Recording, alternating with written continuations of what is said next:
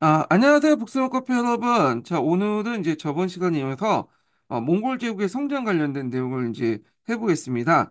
자, 요거 하기 전에 제가 이제 잠깐 이제 공지를 좀 하고 강의를 좀 할게요. 이게 지금 10월 마지막 주거든요. 그래서 11월 달에 시험 보잖아요. 그래가지고 이제 11월 달에는 이제 여러분들 이제 여기 공부하냐고 여기 기본 강의 들 시간도 안 될 것 같아서 제가 일단은 오늘까지 강의를 끝마치고요. 예, 끝마친다는 건 10월 달까지 이제 이렇게 강의를 이제 끝나고 요 나머지 부분 있죠. 이 나머지 부분은 이제 내년 1월 달에 다시 이제 올릴게요. 그래서 1월 달에 제가 이제 일주일마다 한 두 타임 찍어가지고 계속 올려가지고 기타사 강의까지 기본 강의를 이제 끝나겠습니다. 그리고 2월 달에는 이제 뭐냐면 서브노트 강의를 이제 진행을 하고요. 그리고 지금 이제 하고 있는 시민한국사 강독 강의 같은 경우에도 똑같은 방법으로 이게 1월 달부터 해갖고 조금씩 올릴게요. 예. 그래서 이제 이렇게 진행을 할 테니까 이게 좀 알아두시고요. 자, 그러면 이제 징기스칸에 이제 관련된 내용을 좀 볼게요. 자, 징기스칸은 그 주변에 있는 여러 이민족들, 그 주변에 있는 부족 국가들을 통합을 했죠. 그래서 몽골 평원에는 몽골 외에도 뭐 나이만, 카타르, 케레이트 등등 여러 부족도 있었어요. 이걸 이제 몽골족들이 이제 통합을 해서 결국에 이들 그 부족들을 몽골족이라고 이제 통칭을 하게 돼요. 그래서 우리가 이제 몽골이라는 정체성은 이때 이제 징기스칸에 의해서 만들어졌다 이렇게 이제 보시면 될 것 같습니다. 그래서 이제 이 사람은 쿠데타를 통해서 칸을 즉위하고요. 예. 그래서 이제 몽골 제국을 설립했다. 자, 그러면 이 사람이 이제 몽골 제국을 만들 수 있는 군사적 원칙이 뭐냐? 자, 이거는 좀 보면 보통 유목국가 같은 경우에는 저번에 얘기한 것처럼 십진법적인 어떤 체계를 가지고 있다고 했죠. 군대 단위가 10으로 끊어져. 10, 100, 1000, 만 이런 식으로 끊어지거든요. 그런데 이제 이 몽골족도 똑같은 이제 체제를 취하고 있어요. 그래서 이제 천호제라든지 만호제라든지 이런 것들 십진법적 군사제도를 이제 바탕으로 한 건데 그러면 일본군의 유목국가와 뭐가 다르냐? 예전에도 한번 얘기한 것처럼 이 이제 그 천호라든지 만호가 부족불로 이렇게 군대 구성되는 게 아니라 여러 부족들로 이제 혼잡돼서 군대 구성했죠. 그러다 보니까 탈부족적인 성격을 갖고 있어요. 그러니까 예전에는 부족장들이 이제 군대를 이끈다만 해서 이제 그게 아니라 이제 천호장, 만호장 같은 사람들이 군대를 이끄는데 이들은 주로 이제 징기스칸과 이게 이제 충신 관계, 충복 관계로 연결되는 거죠. 개인적인 관계로. 그래서 이들이 통치하는 이제 그 건일 군대는 자기의 부족 군대가 아니라 여러 부족들을 합쳐놓은 군대라고 보시면 되겠습니다. 자, 그래서 이제 이런 식으로 인위적으로 이제 구성된 천호제를 이제 해서 이게 만들었다. 그래서 이게 천호제, 그 다음에 여기는 없지만 천호를 받은 만호제 해가지고 천호장, 만호장을 또 임명을 한 식으로 했죠. 그이 탈부족적인 어떤 천호제와 또 하나는 칭의제를 구성하고 있다. 캐시라고 하죠. 그래서 각 부족의 이제 자재 중에 뛰어난 애들 이제 뭐냐면 잡아온 거는 이제 이 자기 주변을 두게 해서 그들에게 여러 가지 혜택도 주고 또 자신의 어떤 칭의제 역할을 하죠. 그래서 이제 인질적 성격을 가지고 있으면서도 동시에 이제 뭐냐면 여러 가지 혜택을 주면서 이들을 특권 계급화 시켜주죠. 자, 그래서 이제 이렇게 개인적 충성과 인지적 성격을 가지고 있면서 각 부족의 어떤 뭐냐면을 통제하는 그런 역할을 했던 것이 친위대 캐시다. 그래서 이런 두 가지 성격을 갖고 있고 이걸 바탕으로 해가지고 뭐냐면 군사적 기반을 이뤘다 이렇게 이제 보시면 될 것 같아요. 그다음에 이제 또 여기는 안 나와있지만 또 뭐냐면 약탈물 공룡 그 공동 분배가 있어요. 이건 뭐 유목 민족들의 특징인데 약탈물을 이제 공동으로 분배해주고 그 다음에 엄영주의 군사적 원칙 그래서 엄격하게 이제 그는 군기를 잡고 뭐 이런 내용이 있다 이렇게 이제 보시면 되겠습니다. 자, 그래서 이제 이런 것들이 종전의 유목국가적인 어떤 특징과 다르다. 이 천호제와 치의대 같은 것들이 다르다는 걸 좀 기억을 해두시면 될 것 같고요. 자, 그래서 이제 요 관련된 내용을 한번 읽어보겠습니다. 자, 여기 보면 1149번 관련된 내용인데, 하고 1150번 내용을 한번 읽어볼게요. 이 동계에 있는 내용이죠. 자, 징기스칸의 천호제는 그 이전의 유목국가의 십진제적인 어떤 사회 구성과는 그 성격이 다르다. 그래서 형식으로는 십진제적인 어떤 특징을 가지고 왔지만 그 내용을 보면 좀 다른 성격을 갖고 있어요. 그래서 우선 종래 유목국가의 부족장과 시족장은 대부분 부족회에 선출되었다. 그러나 징기스칸은 자신과 생사 공략을 같이 했던 마쿠 출신이나 인척 관계가 있는 인물로 임명하였다. 그런데 이제 95개 천호제 가운데 동일 친족 집단이 있지만 다수 5대 부족 전쟁과 통일 전쟁 포로되어 흩어진 타타르, 하이치우트, 퀘레이트, 나이만 같은 여러 부족민들의 인조 재구성한다. 자, 이런 민족들은 몽골 평원에 있었던 민족 집단이야. 그래서 이제 여기에는 이제 뭐 그 뭐냐면 인도 유도부족도 계통도 있고 그다음에 이제 돌고 계통이 투르크 계통도 있고 그래요. 하여튼 되게 다양한 민족 집단이 구성됐다. 이렇게 보시면 되겠습니다. 따라서 청호장은 종래 유목국가에서 흔히 보이는 보수적인 시족장이나 부족장이 임명되어야 할 필요가 없다. 자, 이래서 청호장의 특징은 징기스칸을 하여금 강력한 이제 전제 지배를 구축할 수 있는 원동력이 있다. 그래서 이 청호장들은 되게 보면 그 징기스칸과 같이 했던 마쿠 출신이라는 걸 이제 보시면 되겠습니다. 그래서 징기스칸은 어릴 때부터 상당히 고난을 겪었고 그 다음에 이제 또 많은 배신을 이제 뭐냐면 어, 그 당했죠. 근데 그 배신하는 사람들 보면 자기의 헐족 관계에 있는 사람도 되게 많아요. 그래서 징기스칸은 이제 어떤 생각을 갖고 있냐면, 이 핏줄도 중요하지만 핏줄 외에도 뭔가 자기의 뜻이 맞는 사람들이 이제 더 필요하다.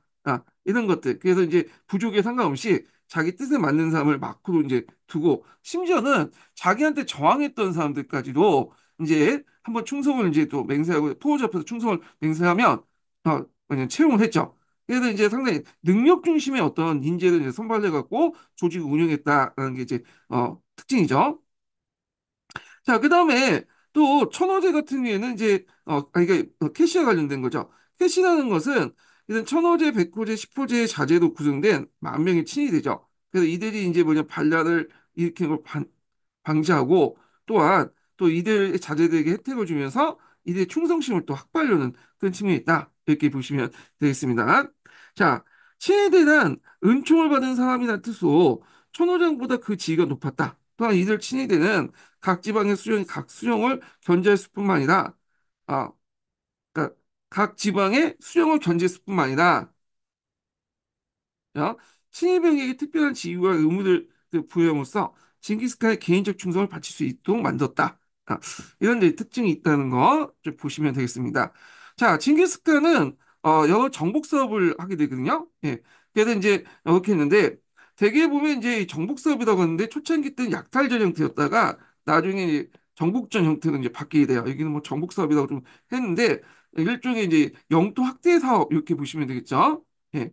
그래갖고 이제 순서를 보면 서한을 공격했다가 그 다음에 서한 항복을 받고 금을 공격했는데 금을 완전히 다 멸망시키지 못하고 한 50% 정도 장악했다가 했었다가 홀라짐이라는 국가 이란 부분에 있었던 국가인데 여기에서 이제 몽골족 사신들을 죽였잖아요.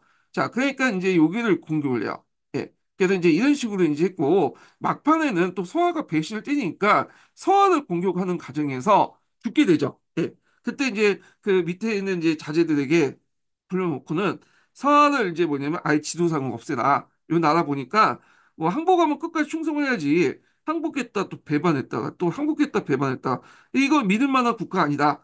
그래서 결국에는 징기스칸이 죽은 다음에 그 다음에 오고타이테 이제 서한을 이제 뭐냐면 지도상에 없애버렸죠. 예. 그래서 지금 서한하는 민족, 그러니까 탕고투죠.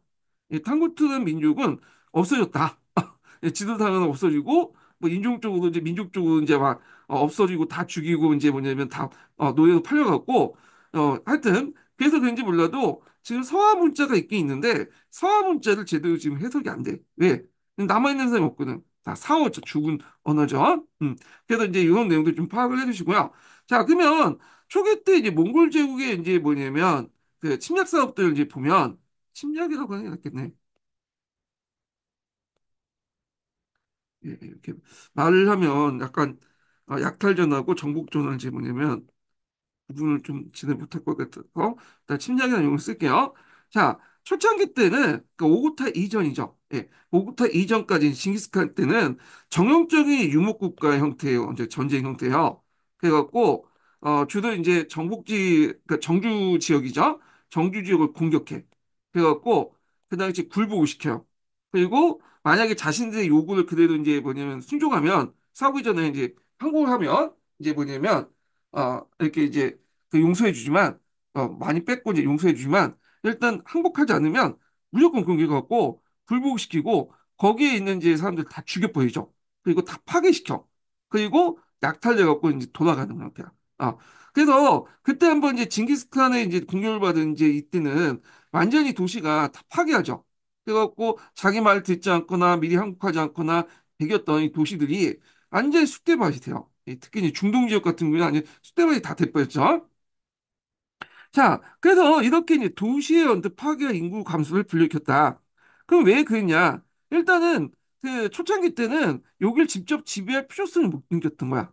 그다음에 농경민들은 이제 유목민보다 좀 약간 못하다. 우리는 이제 여러 곳을 돌아다니면서 활발히 살고 있는데 한 곳에 포식동물처럼 한 곳에 붙여 살고 있는 그 사람들이 보니까 좀 낮게 본 거죠. 예.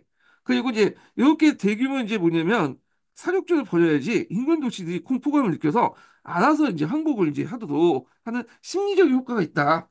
자, 그래서 이제 서아나 호나진 같은 공격을 할 때 대규모 약탈과 사육을 해갖고 아예 이제 도시를 이제 지도상을 없애버리는 대규모 그 사람들 죽여버리는 그런 거죠. 물론 이제 그 중에 뭐 기술자라든지 그다음에 뭐 젊은 여자라든지 그런 것 좀 살려주고 나머지는 다 죽여버리는 그런 것들을 하게 되죠.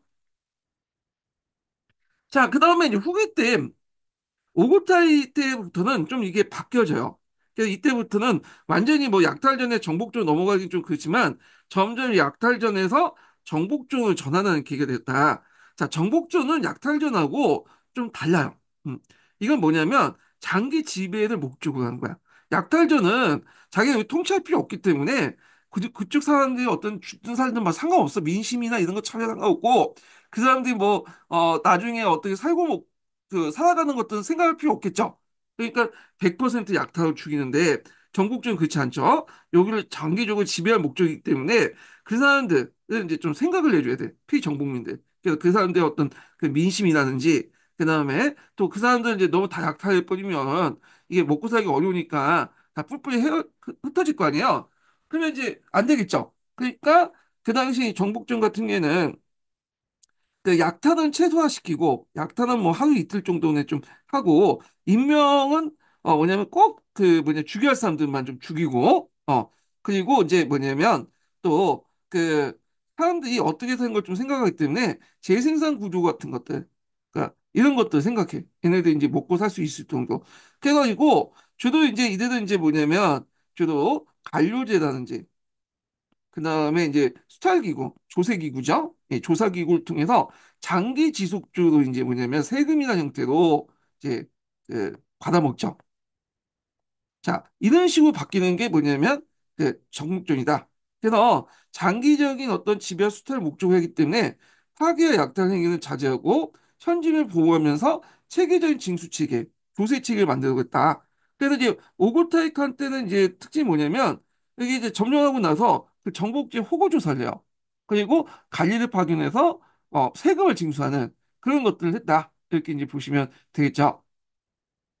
자, 그래서 이런 정복적인 해결은 뭐냐면 그 당시 문화적 중개자 같은 사람들, 야율초제 같은 사람들이 뭐냐면 조언 같은 거, 그래서 그 초원지를 만드는 것보다는 이들에게 세금을 걷어가지고 하는 거 더 이득이다. 그런 조언도 있고, 그 다음에 A라는 그 지역을 국가를 멸망시키는 거니까 그 국가가 조직이 없어지니까 그 지역이 완전 무주공산이 되죠. 그러니까 이건 이제 자기들이 와갖고 어쩔 수 없이 또 관리할 필요가 있어. 왜냐하면 그걸 무주공산 놔둘 경우에는 새로운 세력들이 이제 등장해서 또 자기한테 개길 거 아니야? 자, 이런 걸 통해서 이제 뭐냐면 정복적 행위, 것이 행해졌다. 이렇게 보시면 되겠습니다. 그래서 이제 전환 배경은 종래 약탈과 합친이라는 정주국가에 대한 유목국가의 대응 방식을 적용할 수 없는 정치 사학이 발생했고 무정부 상태가 장기적으로 징수할 수 장기적으로 무정부 상태에서는 장기적으로 이제 징수할 수 없었다는 거. 그리고 전국전쟁을 전화를 붙이고 인양을 제공해준 문화적 중개자의 역할을 했다. 그래서 야일 초제 같은 사람들이 대표적이다. 여기 보시면 되겠습니다.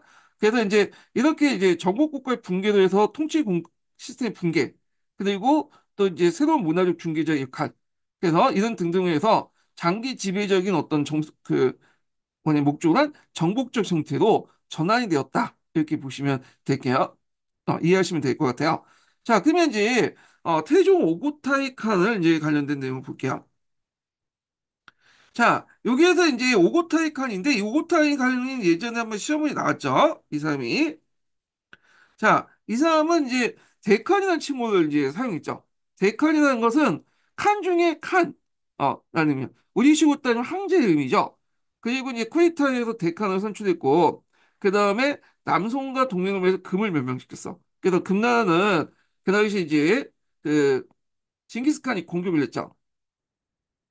그래서 이제 했지만 이 금이 이제 항복한 걸 청하고 하고 수를 옮겨버렸어요. 그래서 징기스칸이 열받아서 공격했는데 그 도중에 호라짐이라는 나라에서 그 몽골 사신이 죽이니까 군대를 돌려갖고 이제 호라짐을 공격했고 여기는 이제 자기 부하를 놔두고 이제 금을 계속 공격하려고 했는데 그날 오고타일이 이제 등장하면서 남송하고 동맹에서 금을 공격했다는 거. 그래서 이제 남송 입장 올 때는 금이 철저히 원수잖아. 정강의 변도 있고 그래서 이제 뭐냐면 원수를 갚는다 해가지고 몽골과 이제 동맹을 해서 금을 이제 멸망을 시켰는데 근데 이 그 측면이 남송의 외교적인 어떤 실패죠. 앞에서 말한 것처럼 남송과 북송은 외교를 잘 못해요. 너무 이게 뭐냐면 그 대의 명분만 내세우고 좀 즉각적이고 그 다음에 이제 이런 것들 이제 뭐냐면 좀 약간 그 자기의 원수를 당한 거, 예전에 제 뭐냐, 보복적인 성격을 가지고 이제 했는데, 남성 입장 때는 금이 아무리 미워도, 징기스칸이, 몽골이 여기를 멸망시키면 다음 차례는 남성일 거 아니야. 근데 그 생각을 못 했던 것 같아. 그래서, 원하고 이제 뭐냐면, 동맹을 맺고, 금을 공격을 했고, 당연히 남성 군대는 금하고 상대가 안 돼. 맨날 깨지죠. 그래서 실제적으로 원이 거의 대부분 이제 남성, 금을 멸망시키는 데 큰 역할을 했는데, 남성이 또 정신 차리지 못한 게 뭐냐면, 자, 일단은 금을 멸망시키고 나서 또 이게 얘네들이 외교적인 어떤 문제도 있는데 금을 이제 예전에 이제 하북 지역이 자신들의 고토잖아. 잃어버린 땅이잖아. 그래서 이 땅을 또 수복하겠다고 해서 뭐냐면 군대를 이끌고 몽골 쳐요. 이해가 안 되지만 당연히 몽골족한테 이제 남성적인 이제 남성이 이제 깨지죠. 그러니까 이제 몽골이 이제 처음에 남성하고 동맹을 맺겠다가 하다가 곧바로 적대 관계로 이제 바뀌게 되죠. 예, 뭐 이렇게 있고 자 그다음에 이제 그 고려를 치죠. 예, 그래서 고려를 치는 이유가 뭐냐면 이 고려를 정복하는 목적보다는 주로 이제 중국 대륙을 치기 전에 한번 후방을 안정시키는 목적에서 쳤거든요. 그래서 이건 뭐 거란족도 그렇고 몽골족도 그렇고 뒤에 이제 뭐 만주족도 청나라도 한 번씩 이제 청나라 공격을 중국을 치기 전에 후방을 안정시키는 목적으로 한 거야. 그러니까 이때는 이제 고려의 목적이 정복종보다는 뭐냐면 여기 침략의 성격을 띠요. 약탈의 성격. 예. 그래서 이제 보통 이들이 이제 뭐냐면 가오대 와요. 가오대. 아, 그래서 와서 좀 이제 겨울을 이제 지내고 있다가 봄에 도달하는 그런 형태죠. 예. 물론 이제 6차 침입 때부터는 정복적 형태를 띠고 있지만 아직까지는 이렇게 있다. 이렇게 보시면 될 것 같아요. 그 어떤 분은 이 오고타이 때 정복전에서 이제 침략전에서 그 약탈전에서 이제 정복전으로 바뀌었다. 그러니까 그럼 왜 고려는 그렇지 못했냐? 근데 고려는 아직 그전 단계는 아니야. 이제 전략적 목적상 이들은 이제 뭐 거기 정복할 목적은 아니었기 때문에 그런 거고 그다음에 오고타이가 이제 뭐 중국을 점령할 때는 약탈전보다는 이 정복전 때 나간 거죠. 그래서 이제 고려 같은 경우에는 아직까지는 그런 상황은 아니었다는 거 좀 기억을 해주시면 돼요. 그래서 그들의 어떤 전략적 목적에 따라서 약탈전 할 수도 있고 그 다음에 그 정복전 할 수 있죠. 근데 아직까지 고려는 그 자체가 정복 목적을 한보다는 중국의 쉴때 후방 안정시킬 목적이기 때문에 주로 약탈전 형태로 진행했다. 중국은 정복전이고요. 예.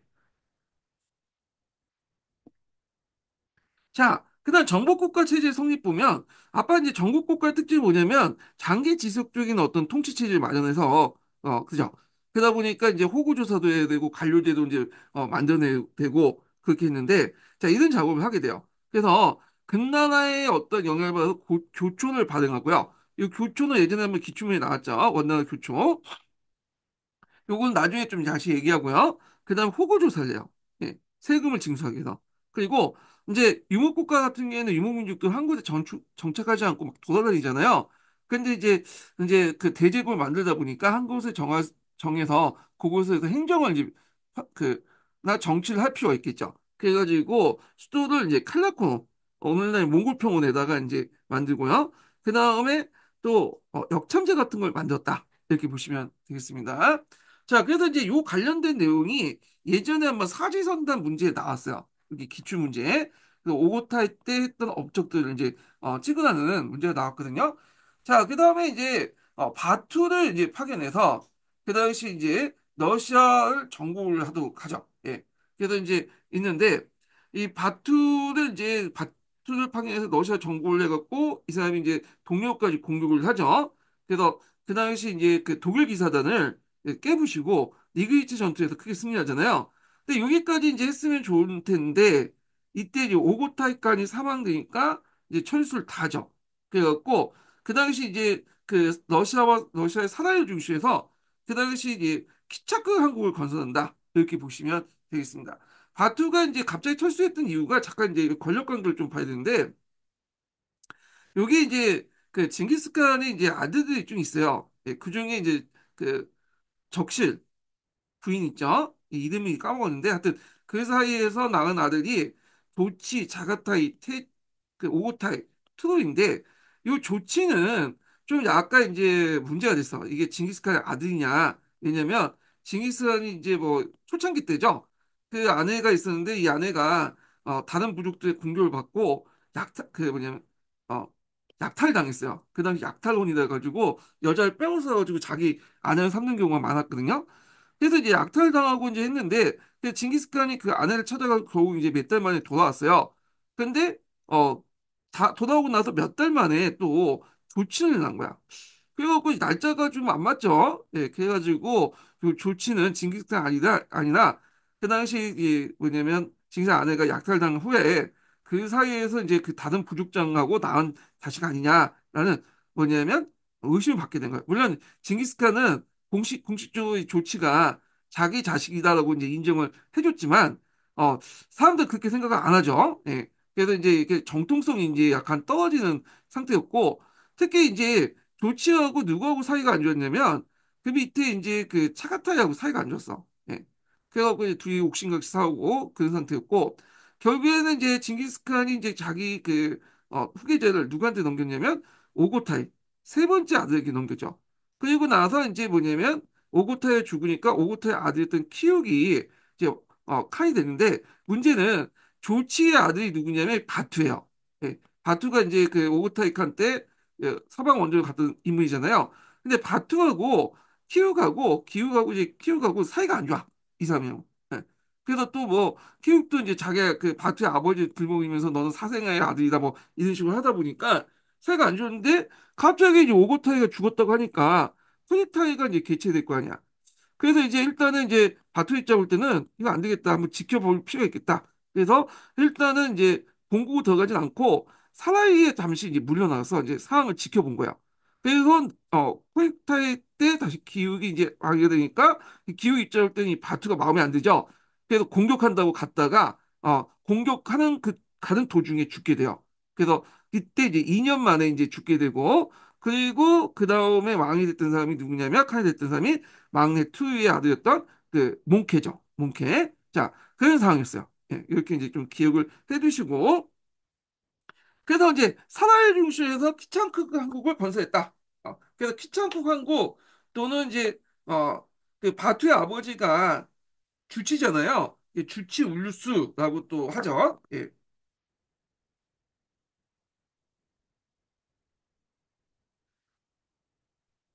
자, 그 다음에 넘어가서요.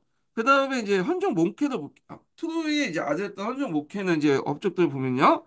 자, 훌라그의 서방 원전을 했죠. 훌라그는 이제 여기 계보를 보시면 알겠지만 여기 자기 그 동생이에요. 훌라그가 이제 서방 원전이었는데 이때 이제 세주크 투르크와 아바스 왕조가 멸망했다. 왜냐하면 그 당시 아바스 왕조는 세주크 투르크의 지배 아래 있었거든요. 예, 보호 아래. 그리고 나서 요 자리에 중동 지역에다가 이단국을 건설했죠. 이단국을. 예.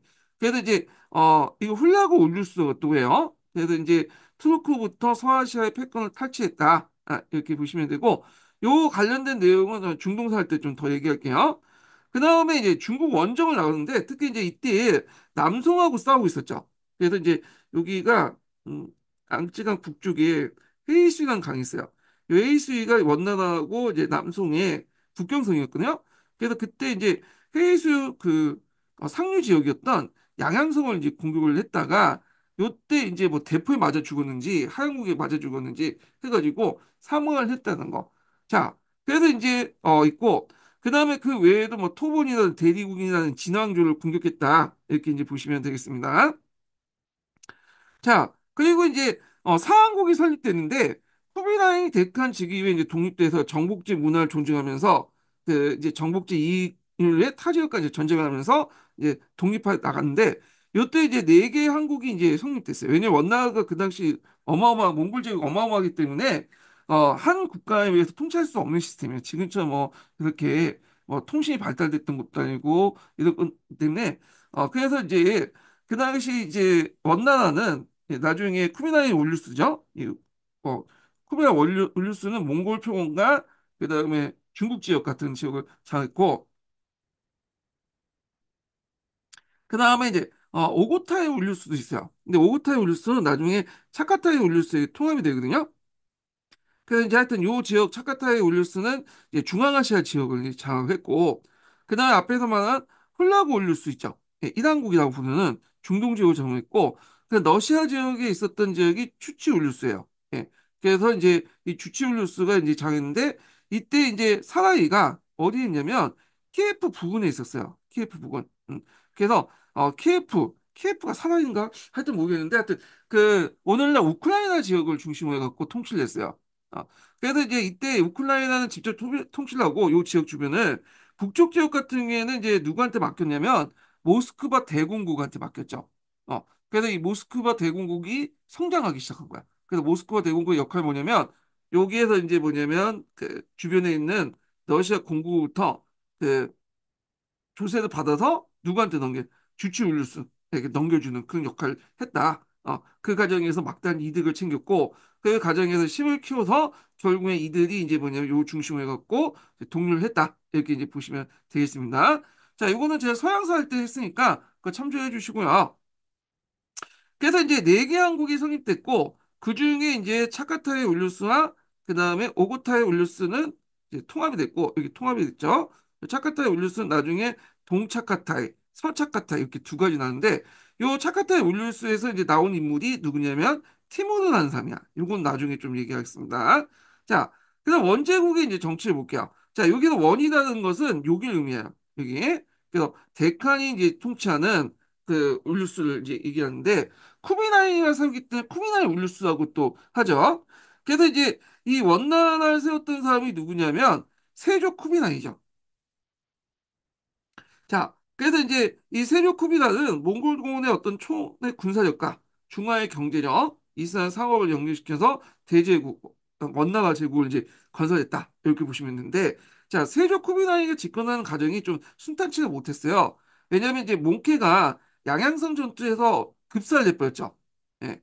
후계자 남기지 않고 급사를 해보니까 그 사이에 이제 이 몽키 호계를 둘러싸고 이제 두 개 파로 나눠지는데 하나가 이제 세조 쿠비라이와 그다음 아리푸케라는 사람이야. 아리베케라는 사람인데 세조 쿠비라이 입장에서 아리베케는 이제 자기 친동생인데 여기는 이제 몽골의 지원을 받았고요. 몽골 고원에 여기는 그 북중국의 어떤 세력의 지원을 받았어. 근데 초창기 때는 쿠비라이가 좀 밀렸어요. 네, 이 사람이. 그래갖고 이제 좀 밀리고 있었는데 이때 이제 누가 찾아왔죠? 예, 그 당시 세자시대 때 원종이 찾아왔죠. 원종이 찾아와가지고 쿠브나에 찾아오니까 원종이 너무 깊은 거야. 이 자기 이제 그 고조를 공격하려고 뭐 백년 그 수십 년 동안 공격을 했는데 고조가 항복하지 않았는데 고조가 스스로 이제 항복하겠다고 원종이 찾아오니까 기특해가지고 원종한테 이제 무슨 그 욕을 했냐면 그러니까 원종에게 원하는 게 뭐냐 그러니까 우리의 그 고조단 나는 생존권 인정해달라. 그래 좋겠다 좋다. 그럼 너가 조공을 우리가 잘 받쳐주면 너네 생존권 인정하겠다. 그리고 너네들의 풍습을 인정해주겠다. 그래서 이게 뭐냐면 세조가 약속을 했죠. 세조 구제의 원칙이야. 그래서 이제 원나라의 그 뭐냐 조공권, 원나라에 조공하는 대신에 그 고조는 그 조공 책봉하는 대신에 고조의 생존권과 토풍, 그러니까 고유의 풍습 같은 것들이죠. 이걸 이제 인정해 줬다는 걸 서로 보장해 주는 거죠. 그래서 이제 이때부터 이제 뭐냐면 몽골 조카 원나라와 고려 왕실 간의 어떤 연대 관계가 형성됐고 이걸 바탕으로 해서 뭐냐 강화도에 있는 그 당시 그 무신 정권들을 몰아낼 수 있는 배경이 됐던 거죠. 이 자세한 내용은 저 한국사 할 때 좀 얘기했으니까 그걸 좀 얘기를 들으시고요. 자, 그래서 이제 결국에는 아리부케를 물리치고 세력 쿠비라인이 이제 뭐냐면 집권을 하게 되죠. 그래서 몽골 평원하고 그다음에 중국을 지배했다. 본질을 지배하게 되고 이 대칸이 된 거죠. 그리고 다른 칸국들의 어떤 것을 이제 뭐냐 인정해 줬죠. 예. 그래서 이제 이렇게 했는데 그 외에도 이제 또 세력 쿠비라인 때 또 한 명의 또 그 도전자가 나타났죠. 하이드죠. 하이드. 하이드는 자카타 양국을 이제 뭐냐면 계승한 사람이야. 그래서 하이드가 이제 딴짓거리면서 세류 쿠비나이하고 하이드가 대립 관계에 있는데 요거는 쿠비나인이 이제 뭐냐면 죽은 후에도 계속돼요. 그래서 결국에는 나중에 가서 이제 뭐냐면 그냥 차카타이가 이제 뭐냐면 여기 밑에 종속되는 형식으로 끝나긴 했는데 요때 싸움을 너무 많이 했기 때문에 힘이 빠지죠. 그래서 걸면 오고타이가 아 아니 잘못했네. 제가 다시 할게요. 차카타이가 이제 이렇게 싸우고 나서 이제 이렇게 이제 뭐냐면 했는데 서로 간에 이제 종주권만 인정하는 끝났고 그 과정에서 이제 오고타이 간이 이제 뭐이 과정에서 으쌰으쌰 갖고 차카타이 간에게 이제 흡수 통했다는 그런 이제 과정을 겪게 됐다 이렇게 이제 보시면 될 것 같고요. 자, 그래서 여기 보시면 알겠지만 징기스칸 같은 경우에는 이런 이제 뭐냐면 왕위 계승 그 싸움이 많았어요. 이유가 뭐냐면 뭐 여러 가지가 있는데 첫 번째로는 칸이 지위가 어, 이게 뭐냐면 능력에 따라 칸의 지위를 얻을 수 있다는 생각이야. 근데 이때 능력은 누구야? 군사력이죠. 그러니까 군사의 제빵의 애들이 자기가 이제 좀 힘이 있으면 그 뭐냐 칸이 될 수 있다고 생각하니까 했기 때문에 전에 칸이 죽으면 곧바로 이제 뭐냐 왕위 다툼이 일어나는 거죠. 그 세력끼리 그런 것도 있었고 그 다음에 이제 요 분봉제도가 문제인데 징기스칸이 여러 이제 정복 사업을 하면서 통치 영역을 넓혀갔잖아요, 점령지를. 그 점령지를 이제 뭐냐면, 그 나눠주는 습관이 있었어요. 그래서, 그 징기스칸의 그 이후부터의 정복 사업도 있죠. 징기스칸 가문의 정복 사업들은 일종의 자기 가문들의 어떤 이제 가족 계획이에요. 그걸 이제 해서 정복하고 나서 가족들이 나눠주고 그런 과정이 있었는데, 당연히 나무, 분봉을 받은 땅은 자기 땅이 되는 거죠. 아무리 위에 이제 뭐 대칸이 뭐 군림하도 그래서 이런 것들 때문에 이제 지방 세력하고 대칸 세력의 어떤 알력 관계가 형성됐고 이게 왕위 계승 관계가 또 연결되면서 싸움이 일어났던 거야. 그러다 보니까 이제 이렇게 여러 번의 이제 뭐냐면 왕위 계승 전쟁이 일어났고 그것도 이제 이거는 이제 대표적인 거고요. 원나라가 이제 성립된 이후에도 그 후에 이제 뭐냐 왕이 죽으면 그 다음에 이제 왕이 즉위하는 과정에서 왕위 계승 싸움이 또 일어나고 그래요. 예. 자, 그래서 이제 이런 내용들 좀 기억을 해두시고요. 그러면 세족 후비나의 정책 관련된 내용을 이제 보겠습니다. 자, 세족 후비나이 같은 경우에는 그 당시 이제 그 정책들 잠깐 보면요. 자, 몽고 대칸과 중국의 한계 양면성을 지니고 있었다. 그래서 이제 있고, 그래서 이제 몽골 제국이지만 중국식 왕조 체제를 운영했죠.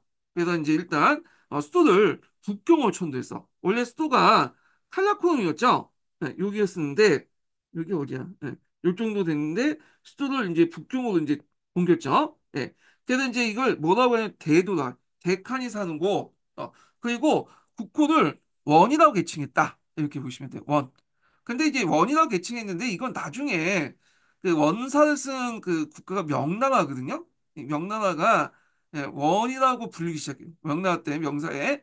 근데 실제로 이제 그때 당시에 원보다는 쿠베나이 울루스 요렇게 울렸던 게 이제 정설이에요. 하여튼 뭐 이렇게 했고 그 다음에 중국 연호를 사용했고 중국식 관료제를 채용했다.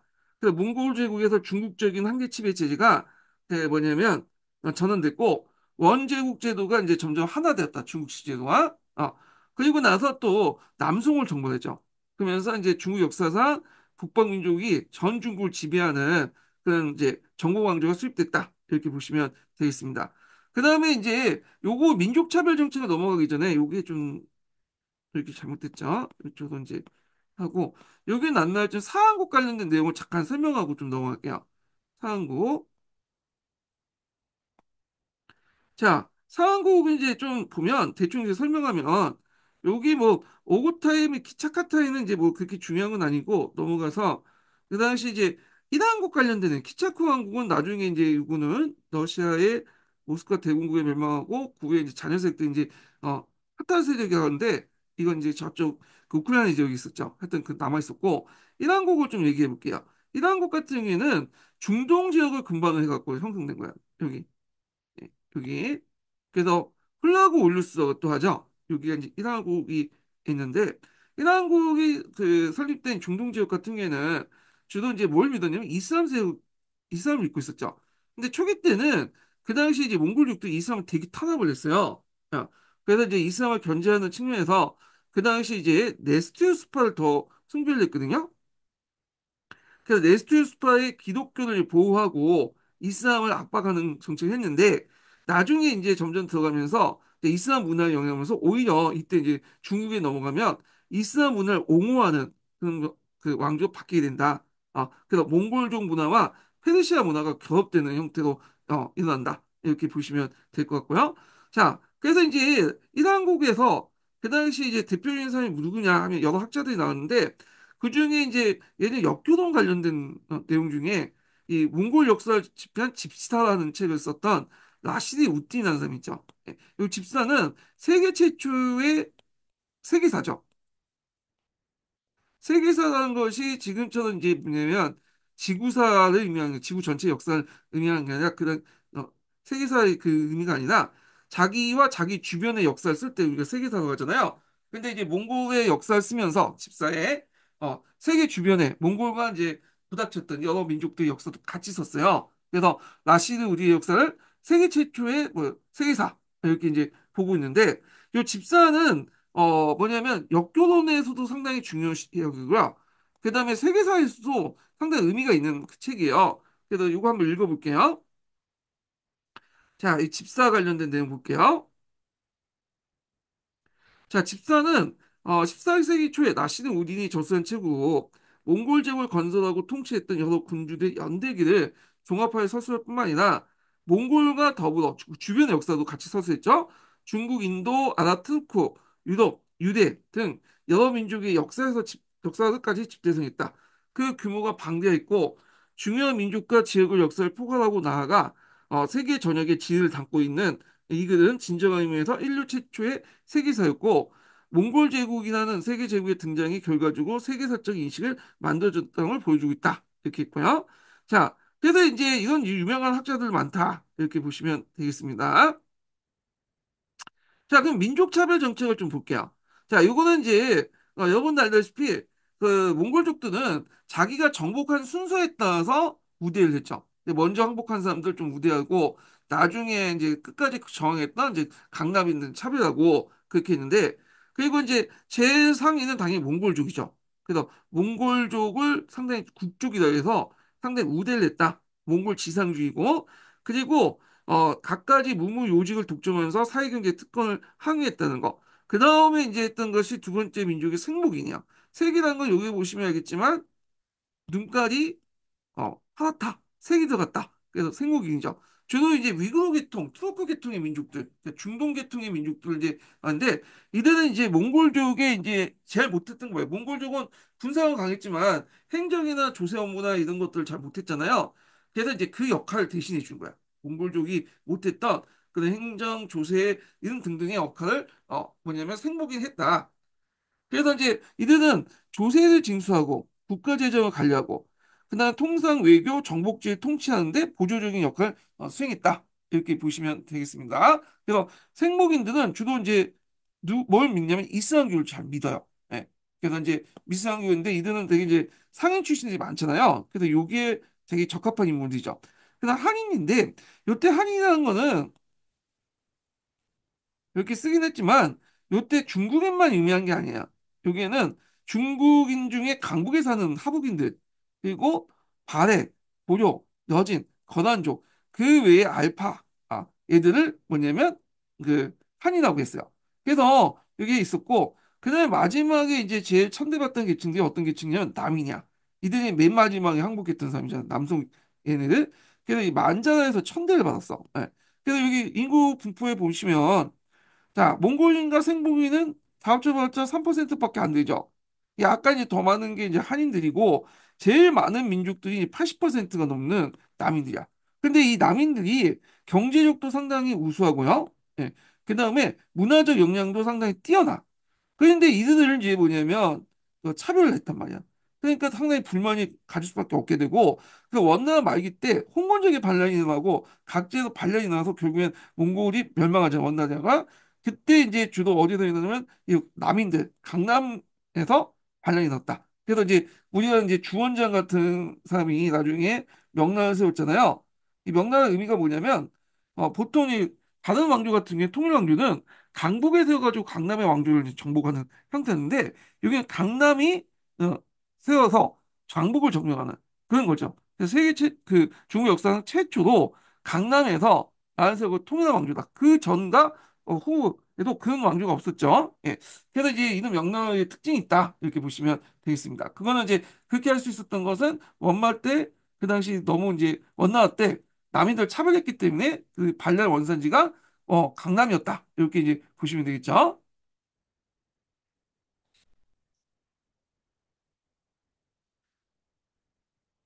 자, 그래서 이제 이렇게 있고 관리 등용 제도를 이제 좀 보겠습니다. 자, 관리 등용 제도인데 이게 수정관인데 그렇지 영년관이 적혀있네. 관리 등용은 이제 그게 정관, 고급 관료들이 있고 그다음 수정관이나 해서 하급 관리가 있어요. 그런데 정관드는 고급 관료는 음서제. 쉽게 말해서 자기 아버지가 높은 병수 있으면 그 이어받는 거죠. 되게 이제 몽골 쪽들 귀족들이 이제 주로 했던 거고 음서나 뭐 세습제도 똑같은 거고 추천제도 이제 거의 마땅한 자기들과 같이 이제 있는 사람들 추천하고 그냥. 근데 여기서 좀 눈여겨볼 게 과거제도야. 과거제도인데 처음에 원나라 때 초창기 때부터 과거제도를 실시한 건 아니에요. 과거제도는 나중에 이제 원나라 중기 때인가? 그때 이제 실시했던 내용이고, 충성왕의 건의를 이제 받아가지고 이제 실시했다고 하더라고요. 근데 원나라의 과거제도는 좀 특징이 있어. 규모가 그렇게 많지가 않아. 비록 선발 인원도 적고, 빈도도 그렇게, 정통 그 중국식 왕조하고는 그렇게, 많지 않았다. 그 다음에 보조적이에요. 보조적. 예. 그리고 또 민족의 어떤 커터제, 민족별 이제 뭐냐면, 그 정원제를 실시했죠. 그래서 네 계급에 따라서 각각 25%, 25% 이렇게 나눠서 실시했는데 평등한 것 같지만 전혀 평등하지 않죠. 인구 비중에서 남인들이 거의 80% 넘게 갖고 있는데 25%밖에 선발이 안 된다는 게 이게 그래서 차별하는 거잖아요. 그리고 이 우리가 이제 과거제도에 선발된 사람들은 하급관리 임명하지 않아요. 그 보면 공개에 보면 뭐 과거제도에 하급관리 임명한다 그렇게 적혀놨는데 틀린 얘기예요, 이거. 중국의 역사나 단측에서는 과거제도에 임명한 사람을 고급관리 임명하는데 문제는 고급관리 대부분 사람들이 요 출신이에요. 거의 이제 뭐 세습지라든지 이런 그 사람들이 이제 죠. 그래서 몽골족이나 아니면 몽골과 예전부터 그 아버지 뭐 할아버지 때부터 서로 이제 연고가 있는 사람들 그런 사람들이 주로 됐던 거고 과거제도를 통해서 이게 들어왔던 그 고급관료들은 별로 없었어요. 그리고 이들이 주로 거의 90% 이상을 차지했기 때문에 각원을 자주 줘서 이거 고급 관료도 뽑을 필요 없었죠. 그러니까 빈도가 떨어질 수밖에 없는 거야. 예. 그래서 실질적으로 이제 이 과거 제도는 기능이 별로 없었다. 이렇게 보시면 되고요. 그러면 고급 관료 외에도 수많은 이제 그 또 하급 관료가 있어야 돼. 실무진도 있어야겠죠. 이들은 이제 어떻게 했냐면 서리 출신제. 서리 출신제는 뭐냐면 예전부터 이제 뭐 그냥 간단하게 이제 뭐냐면 그 어, 행정직을 했던 서리도 있죠. 이들 이제 뽑는다, 서리 자손들 뽑는다든지 일종의 세습제라고 보시면 돼요. 그래서 서리들 세습해갖고 뽑는다든지 이용세공제인데 이용세공제는 뭐냐면 간단한 시험을 보아갖고 이제 뽑는 거야. 예, 과거보다는 이제 이렇게 복잡하지 않고 일종의 이제 간단한 시험, 뭐 치제 같은 거 있죠, 우리나라에 이런 식의 이제 보면서 뽑는 시험이 이혼세공제였다 이렇게 보시면 돼요. 그래서 정가는 고급관료로서 주로 이제 비중이 그 몽골족들이 되게 비중이 높고 그 외에 생복인들 그 다음에 뭐 하복이 그 강복인들 그 다음에 강남도 이제 가거제를 통해서 이제 들어왔던 사람들이 있었다는 거. 그래서 하여튼 이렇게 구성됐고 몽골족의 비중이 되게 높아요. 예. 근데 이 수령관 같은 경우에는 밑에 이제 그 강남을 이제 통치하자 해야 되니까 주로 이제 중국 사람들이 많겠죠. 이 사람들은. 그래서 이제 이렇게 뽑았다. 그래서 이때 제일 중요한 게 뭐냐면 근각인데, 근각은 뭐냐면, 어, 여기는 뭐 친인척 관계로 있지만, 이게 동계에서는 친인척 관계 이렇게 되어 있지만, 이렇게 이제 해석할 수 있어요. 뭐냐면, 몽골족들이 이제 그 나라를 세우고 제국을 만들 때 크게 이바지했던 거. 그러니까 이제 자기 그 할아버지, 증조 할아버지의 어떤 부모 혜택을 받은 사람들 있죠. 그러니까 할아버지와 증조 할아버지가 몽골 제국에 큰 역할을 했고 하면 그 자식들이 이제 뭐냐면 금가고 해갖고 이제 이렇게 채용됐고 이 음소제, 세습제, 뭐 추천제 다 금강에 입각한 거야. 예. 그러다 보니까 그 당시 몽골 유목국가의 어떤 이제 뭐냐면 성립국가에서 큰 역할을 했던 사람들을 이제 뽑았다. 이렇게 이제 보시면 될 것 같아요. 자, 그래서 이제 몽골 유목사의 주종관계 풍습을 유지했다. 그러니까 예전에 할아버지, 할아버지, 그 아버지, 뭐 증조할아버지 때 계속 선대부터 몽골에 충성했던 사람들의 자손들을 주로 많이 뽑았다. 이렇게 보시면 되겠습니다. 이 금각 관련된 개념을 설명하는 것은 중국의 역사란 책이 있어요. 거기에 보시면 금각이 나와 있거든요. 그와 관련된 문제도 제가 이제 모의고사 때 한번 냈는데 보시고요. 동계만 보면 좀 이해가 안 되는 부분이 있어요. 동계는 너무 간단하게 서술돼 있고 좀 약간 틀린 것도 있어요. 뭐 과거제도 같은 경우에는 수련관을 뽑았다, 막 이렇게 하급관리 뽑은 것처럼 서술돼 있는데 그건 아니에요. 예.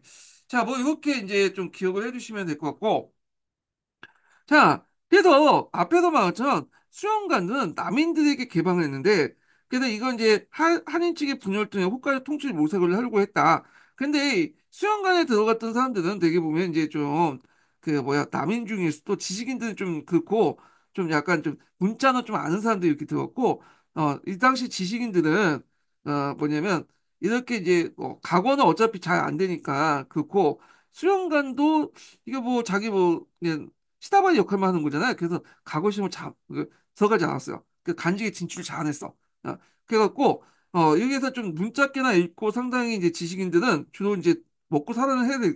먹고 살아야 되기 때문에 주로 이제 뭐냐 소설책 있죠. 소설책이나 뭐 원곡이라는 이제 극 있죠. 이런 걸 써갖고 돈을 벌면서 살았어요. 그래서 그 당시 이제 소설이나 원곡 같은 이제 이런 것들이 뭐냐면 풍성했던 이유가 요 당시에 이제 중국인들이 지식인들이 그 당시 요런 교회 여기에 많이 뭐냐면 활동했기 때문이다. 이렇게 보시면 되겠습니다. 예. 자, 그래서 이제 요 내용들 이제 보시면 되고, 그냥 원의 통치 구조를 좀 볼게요. 자, 몽골식 쿠데타를 통해서 이제 추천을 통해서 이제 했던 방식을 이제 징기스칸 이후에 세습제로 이제 했죠. 예. 그래갖고 쿠데타이 같은 경우에는 열긴 여는데 미리 이제 딱 내정자가 있죠. 내정자에서 뽑는 방식이에요. 예. 그래서 주로 이제 어떤 사람들은 당연히 전 왕의 그 뭐냐면 아들들이죠. 왜냐면 그땐 장자 세습제는 왜냐면 딱 고정돼 있지 않지만 부자 세습제 같은 것도 해가지고 이제 뭐냐면 여러 아들 중에 좀 뛰어난 애들 미리 이제 정해놓고 이제 쿠데타에서 형식적으로 승인시켜주는 그런 방식이었다. 이렇게 보시면 될 것 같아요. 그래서 이후부터는 징기스칸의 자손만이 뭐냐면 칸이 될 수 있는 어떤 원칙이 성립됐어요. 네. 그래서 이제 이게 나중에 몽골 제국이 멸망하고 나서도 이 원칙이 나름대로 좀 정해진 것 같아요. 그래서 티모르라는 사람 있죠. 이 티모르 사람도 칸이 되지 못했어. 그 정복 군주이면서. 왜냐면 징기스칸의 후손이 아니기 때문에. 황금 시족이 아니기 때문에. 예. 자, 뭐 이렇게 있는데 자, 그다음에 이제 중국식 관료 조직이 채택됐고요. 그 여기 보시면 알겠지만 중국식 관료제도 특징 있죠. 뭐 중서성 있고 추미선 있고 뭐 어사대 있고 이런 것도 있고 그다음에 지방의 최고 행정기구는 송나라 간제의 영향을 받아서 노였어요. 노예는 다돌가치와 총관을 이뤘어. 이게 상호 견제를 하는 그런 시스템이었고 그 후에 부주현이 있고요. 그다음에 행주성성에 대해서 조선 행성이라고 하죠. 그 노를 몇 개 묶어서 행성을 갈아냈는데 요게 이제 지방 최고 행정단이었어요. 예. 그래서 요 행성이 나중에 성이 되고요. 성이 오늘날 중국의 지방 행정 기구가 됐죠. 명청 시대 때. 그래서 명청 시대 때는 이제 성이라고 해서 지방 행정 기구 최고 당했는데 단위가 됐는데 그거 이미 이제 원나라 때부터 있었던 거야. 그 행성, 예, 성. 그리고 우리나라에 이제 정동행성 같은 거 있죠. 정동행성.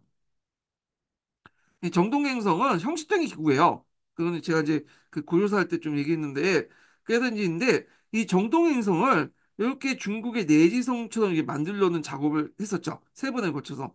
예. 근데 이게 실패됐잖아요. 그래서 요 관련된 내용을 제가 좀, 고려사 부분에서 이제 좀 얘기했는데, 자, 뭐 이렇게 있고, 그 다음에 이제 그 몽골군의 배치를 볼게요. 몽골군이 그게 이제 있는데, 보통 몽골군은 이제 핵심 몽골군. 음. 그래서 이제 우리가 이제 타타르, 카르트, 몽골족 등등 몽골 평원에서 이제 이렇게 형성된 군대도 있잖아요. 이 몽골 군대는 대도를 방어해요. 또 대도를.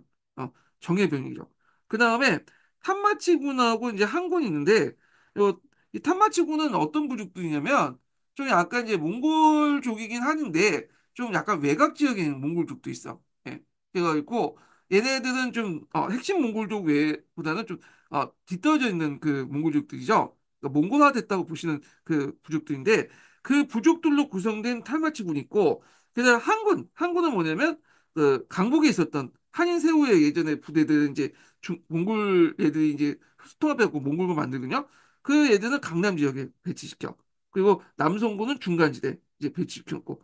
그래서 여기 눈여볼 게 뭐냐면 이 남송군, 항복한 남송군들을 강남에 배치시키지 않는다는 거야. 그래서 강남은 탄마치군과 항군을 배치시켜 놓고 그 중간 사이, 이 강북과 탄마치군과 여기 이제 중간 사이, 뭐 하중 지역이 있죠. 이런 지역에 남송군을 배치시키는데 왜 이렇게 이런 식의 배치시키냐 이렇게 샌드위치로 이렇게 해갖고 하면 신부군은 못 믿어서 그래. 얘네들 항복한 부대들이야. 수도 되게 많아. 아. 그러다 보니까 이들을 어떻게 하든 이제 뭐냐 견제하고 소모시키려고 했고 그래서 이제 그 이단으로 2차 그 일본 원정 때 이 신부군들을 많이 동원했죠. 그 이유가 뭐냐면 어차피 얘네들 못 믿는 군대이기 때문에 언젠가 반란이 있기 때문에 그냥 2차 일본 원정에 소모시키려고 그렇게 했던 것도 있어요. 예. 뭐 이런 등등해 갖고 이제 구성이 됐다. 이렇게 이제 보시면 되겠습니다. 예.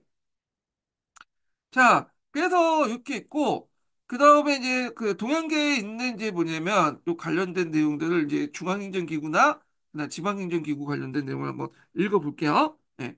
그래서 391페이지. 제가 이제, 여기 보시면 알겠지만, 본교재에서는 되게 자세히 적어놨는데, 필요 없는 건 다 뺐어요, 제가.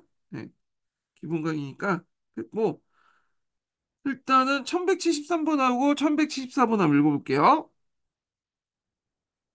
자, 행정, 군사, 감찰 기구의 상권 체제는 이미 지난 제국의 이래로 중국적 관료 조직이 원이 이를 채택하는 점에서 원제국의 중국 행정 기구의 성격을 엿볼 수 있다. 다만 원대는 중앙행정기구의 특성은 중서성 유일한 최고 기구며 문화성은 설치되지 않고 삼서성은 잠시 두었다가 곧 폐지한 데 있다. 어떤 분은 이제 그런 얘기를 하더라고요. 송나라 때 중서문화성 있었잖아. 그러니까 이제 상사성이 갑자기 왜 있다가 또 다시 복원됐냐 이런 식으로 얘기를 했다 또 폐지했냐 막 복잡하게 생각하시는 분인데 예전에도 얘기했지만 송나라 때 중서문화성은 요 안에 중서성, 문화성, 상서성, 육부, 오감, 오시 같은 예전의 간청들 그냥 몰아넣는 거야. 그래서 다 얘기하기 어려우니까 대표를 간사했던 중소성과 문화성을 그냥 뽑아갖고 그냥 싸잡아서 그냥 통칭한 거예요. 그래서 중소 문화성 안에는 여러 간청들이 있어요. 다만 중소성, 문화성, 상소성 다 언급하기 좀 그러니까 중소성과 문화성 대표적인 간청들만 뽑아갖고 얘기한 거지. 중소 문화성이었다고 해서 상소성이 없었다. 그게 아니에요. 상소성은 계속 송나라 때부터 있었고 원나라 때 있었다가 없어졌다가 뭐또 복귀했다가 그 왔다 갔다 해요. 예. 자, 하여튼 이렇게 있다는 걸 좀 기억을 해주시면 되겠습니다. 자, 그래서 중소성이 상소성 업무를 담당했으며 그 때문에 육부가 중소성에 속해 되었다. 상당히 중앙집권적 어떤 특징을 가지고 있다는 걸 볼 수가 있죠. 자, 그 다음에 이제 1114년 지방행정조직 볼게요. 횡성은 남송을 멸망시킨 후에 전국적으로 설치되었다. 남송 멸망에서 1321년까지 11개 행성을 설치했고 수도 공방에 중서성이 직접 하나는 로와 주등을 뒀는데 이를 복리라고 했다.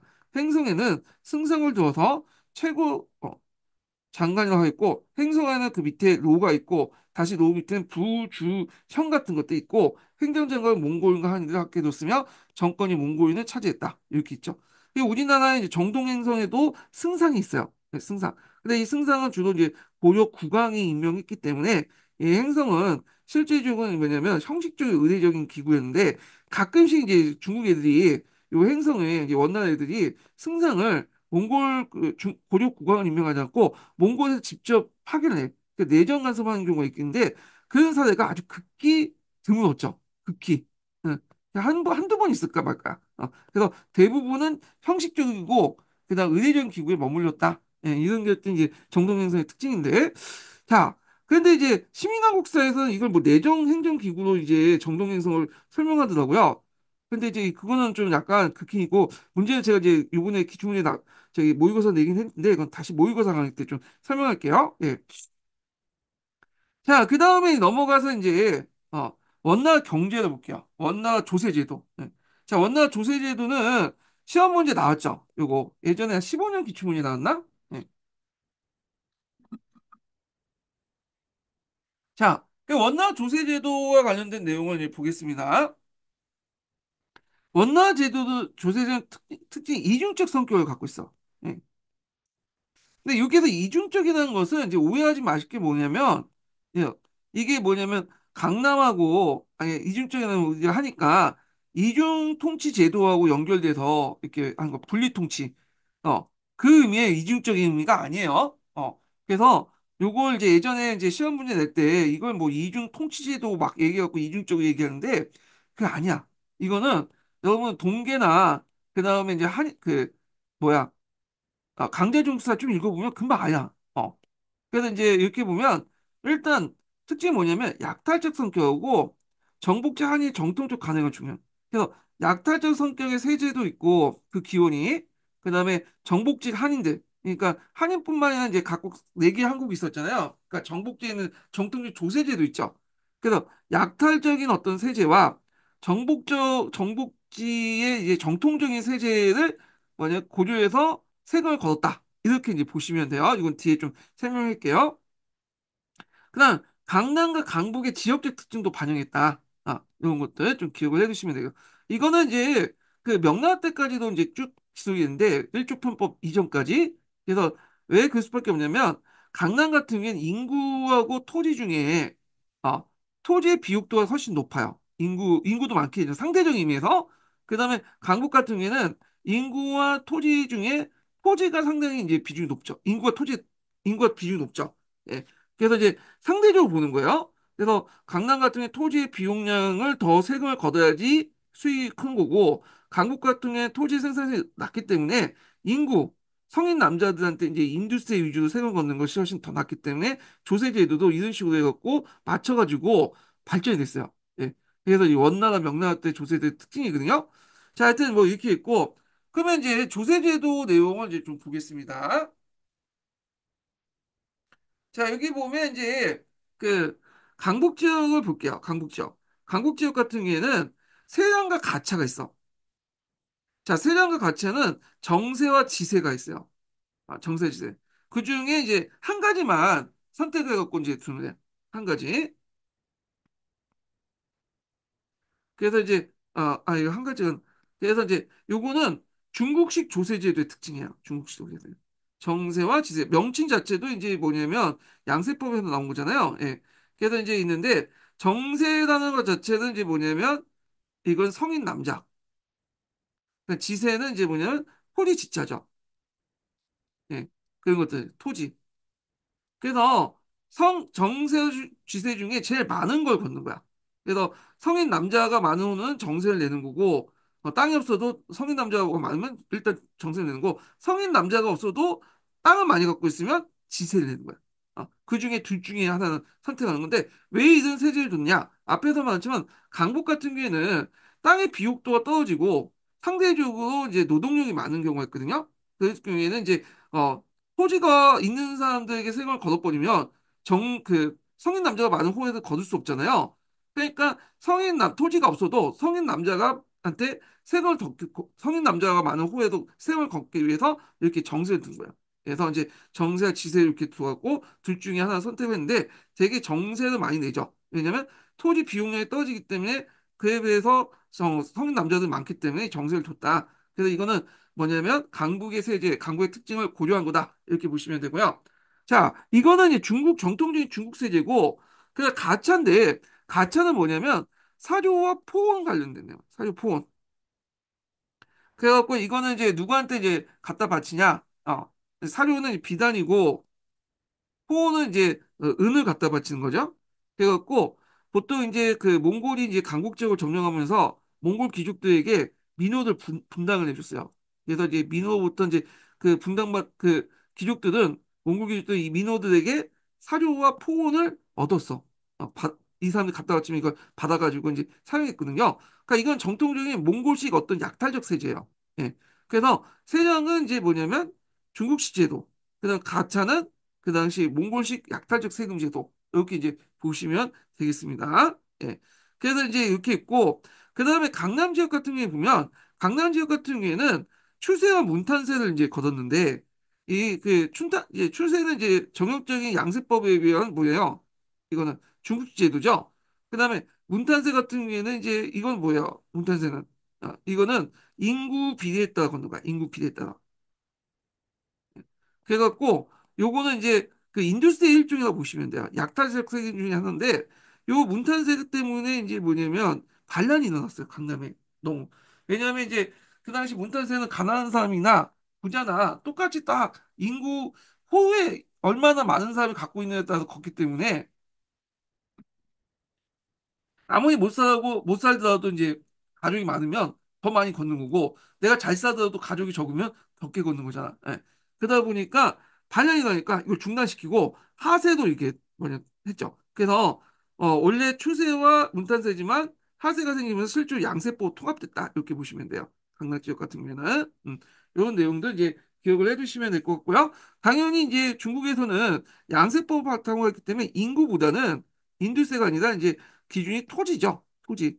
그건 토지의 비옥도가 강남보다 높기 때문에 토지의 세금을 부과하는 것이 훨씬 더 효율적이기 때문에 이 양세법 같은 이제 제도를 채택했다. 이렇게 보시면 되겠습니다.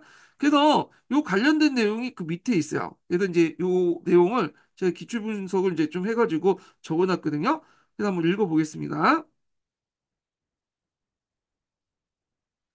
자, 몽골의 태종은 약탈전에서 정복전으로 전환되면서 체계적인 수탈을 통해서 몽골 귀족들의 어떤 자의적 지배를 제한하고 군주권을 강화하는 방향으로 조세제를 정비했다. 먼저 영경에 심노 징수 가세소를 설치하고 강로에 징수하는 를 담당하는 관리를 중앙에 직접 파견하여 지방의 몽골 왕들의 통제를 받지 않도록 했다. 자, 이를 통해서 자의적인 인력과 물자를 착취했던 방식을 지향했다. 동시에 정비된 수탈 체제를 건설 기반 마련 체제를 건설 기반을 마련하고 잠깐만요. 정비된 수탈 체제의 건설 기반 마련 및 그 유목 귀족대 독재의 물적 기반을 약화시킨 중앙 집권을 논했고 효율적인 징수에서 호구 조사를 한 다음에 새로운 세제 정비를 했다. 자, 세금 부과 기준을 종전의 재산상의 차이를 무시한 균등세에서 토지의 우호를 고려한 차등세에 전환했고 이 강남 지역에서 이제 특히 이제 이런 것도 있죠. 비노와 부를 묶어서 하나로 담세로 부과했던 합포제에서 개별로 납세에 대한 단호제를 전했다. 물론 그렇다고 해서 다 그런 건 아니에요. 예, 강남에서 문탄세 같은 경우에는 아직까지는 뭐냐면 이게 비노와 분노를 구분하지 않은 어떤 균등세의 중심이었어요. 그러니까 전반적인 흐름이 그렇다는 거예요. 자, 그래도 약탈식 세제와 한인의 어떤 정통적인 세제를 군중하게 교환하는 세모를 만드는데 한문사조에 나와 있는 이 한문사조에 나온 것은 이제 예전에 기출문제에 나왔던 거죠. 기출사조인데 그래서 한문사의 세령은 중국의 정통시세를 반영한 것이다. 그래서 정세와 지세 중에 하나를 납부하게 되는데 정세는 매년 정마다 속 한 속을 최고 세액을 하여 후에 정수를 증가할 때 그 점차로 세액을 감사하는 방식으로 취했고 지세는 밭 1무에 3승으로서 논 1무 5승을 이제 토지 징수했다. 자, 그중에 이제 하나를 내는 거야.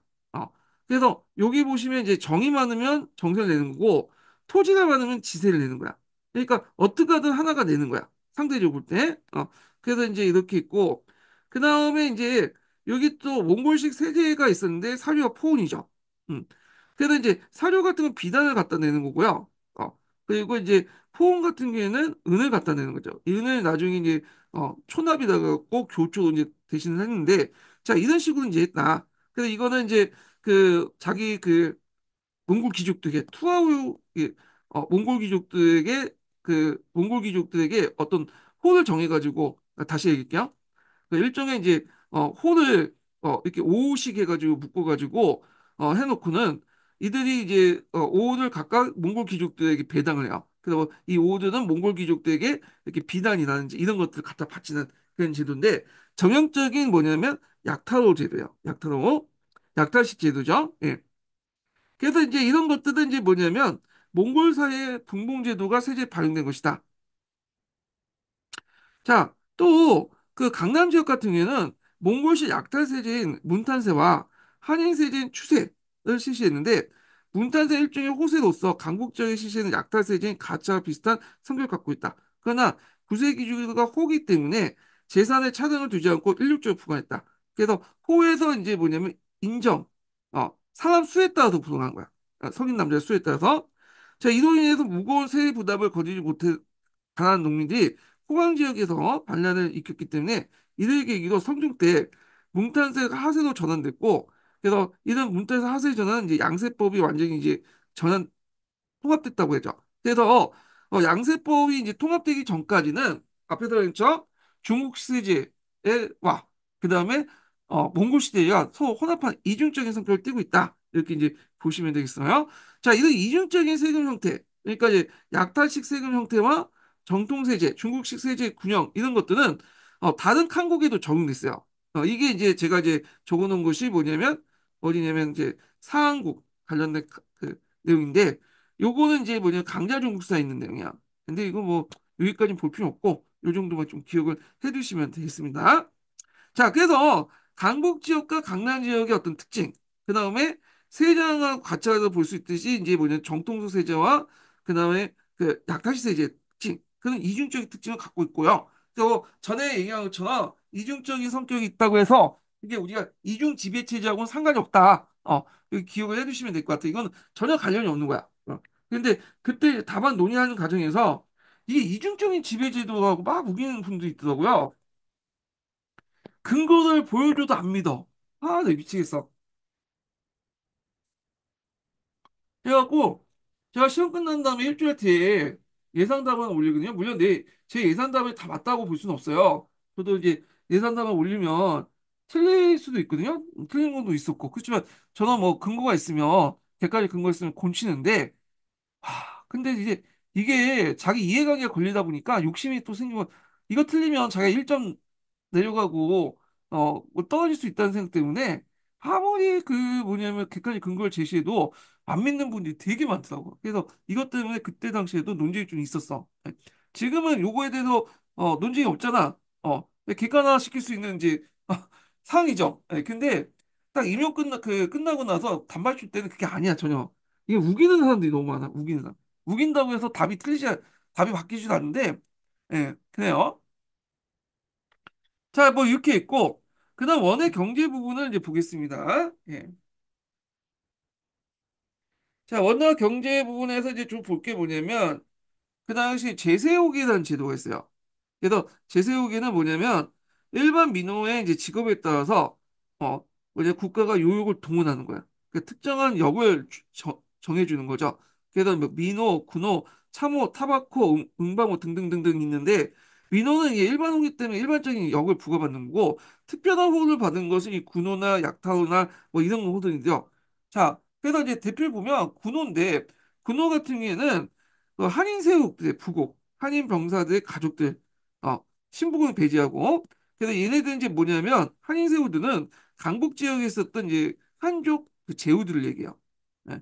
그래서 얘들이 독자적인 어떤 병력을 가지고 있다가 나중에 이제 몽골이 통합됐던 세력들이고, 이들은 이제 뭐냐면, 몽골 제국 형성할 때 큰 역할을 했기 때문에 그들 자손은 되게 고위직까지 올라갔어요. 그래서 이제 앞에서 얘기한 것처럼 몽골족 선발 방식 중에 근각이라는 것도 있잖아요. 여기 몽골족의 인적 관계라고 적혔는데 이거 제가 동계에 있는 내용을 그대로 적어놓은 거고 실제로는 이제 몽골 제국을 형성하는데 뭐냐면 서로 연주에 있는 사람들 집안을 얘기한 거죠. 요 근각 출신 중에 상당히 뭐냐면 한인세우 집안들이 되게 많아요.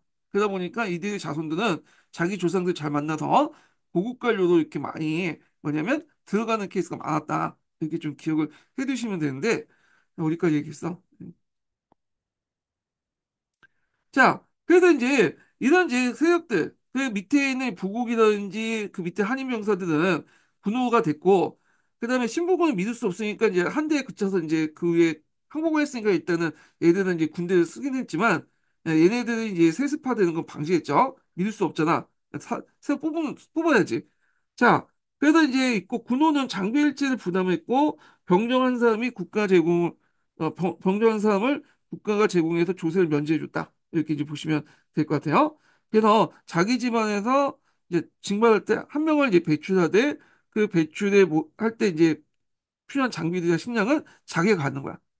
자기가 가지고 가는 거야. 자담으로 해갖고. 근데 이제 신부군들은 그 출신들이 이제 뭐냐면 세습화되지 않았다. 얘는 믿을 수 없기 때문에. 자, 그다음 악타로라는 게 있는데 악타로는 상인조합, 돌고 상인조합인데 주로 이제 몽골 황제나 항우들을 위해서 영리 사업을 하는 사람들 얘기해요. 그래서 이제 고리대금이나 상업활동, 독점적인 해외 무역을 했는데 주로 이제 이 악타로는 이슬람 상인들 출신이 많죠. 얘네들이. 그래서 이들은 이제 몽골 황제나 항우부터 돈을 받고 그중에 일부는 수수한 명목으로 자기가 뛰어가죠. 예, 공짜로 할 수는 없으니까. 근데 이제 더 나아가서 수수료뿐만 아니라 그 돈을 다른 데 유용하거나 횡령하는 경우도 많아요. 그래서 이제 고려사 기록에 보면 이스라엘 상인 중에 그 당시 몽골 황제나 항구 대신해서 돈을 운영했던 사람들이 많은데 오늘날 펀드 매니저 같은 사람들이죠.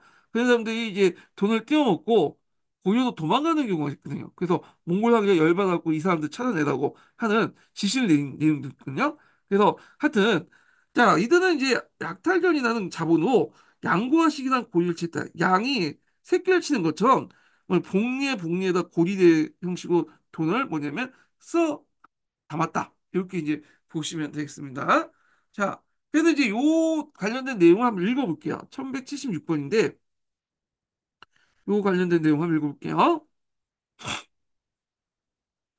자, 이들은 몽골의 황제나 귀족들에 의해 활약했지만 그들 자신의 이익을 추구도 결국 등한시하지 않았다. 즉, 10세기 말부터 23세기에 은이 부족했기 때문에 몽골의 포원에서 거둬들인 막대한 은이 약탈 상을 통해서 아랍 세계로 유출되었고 이 과정에서 아탈전이라는 자본을 하여 양고화식이라는 엄청난 고리를 취했다. 이렇게 이제 보시면 되겠습니다. 자, 그 다음에 이제 뒤에 넘어가서 화폐제도를 볼게요. 화폐제도. 요 화폐제도가 이제 예전에 하면 기출문에 나왔고 이게 이제 나올 가능성이 많죠. 우리가 이제 화폐제도 하면 이제 교촌을 중심으로 한 이제 화폐제도인데 자 그래서 이제 이거에 상당히 중요하죠. 예, 그런 것도 있고 요거는 좀 쉬었다가 진행을 하겠습니다. 예.